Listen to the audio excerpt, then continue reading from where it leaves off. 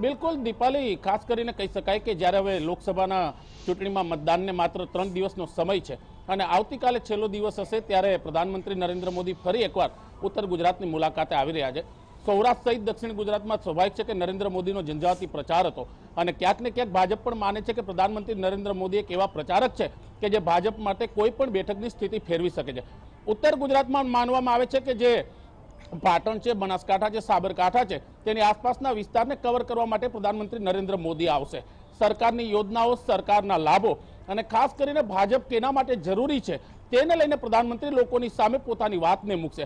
કારણ કે આ વખતે સ્વાભાવિક છે કે ગુજરાતમાં અનેક બેઠકો ઉપર કોંગ્રેસ સીધી ટક્કર આપી રહી છે। તેથી ભાજપને લાગી રહ્યું છે કે અંતિમ ઘડીમાં જો પ્રધાનમંત્રી નરેન્દ્ર મોદી આ બેઠકો ઉપર પ્રચાર કરે તો આસપાસની વિધાનસભા અને આસપાસની જે સીટો છે તેને કવર કરી શકાય અને તે જ કારણોસર નરેન્દ્ર મોદીનો ઝંઝાવાતી પ્રચાર કરવામાં આવી રહ્યો છે। કારણ કે ગુજરાત છે તે પ્રધાનમંત્રીનું રાજ્ય છે અને ઉત્તર ગુજરાત તો સ્વાભાવિક છે કે વડનગર છે તે પ્રધાનમંત્રીનું વતન છે, તેનો લગાવ હોય, તેનો વર્ગ હોય અને તેનો એક સમાજ હોય અને તે જ કારણોસર ઉત્તર ગુજરાતમાં આ પ્રચાર કરવામાં આવશે।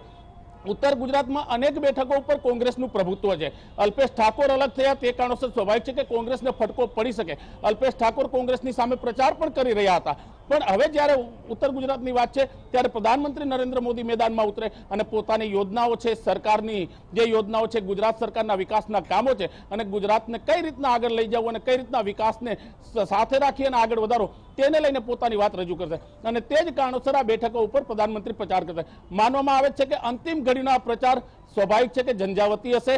ભાજપને આશા છે કે તેના સ્ટાર પ્રચારક એટલે ખુદ નરેન્દ્ર મોદી આ બેઠકોને કવર કરવામાં તેને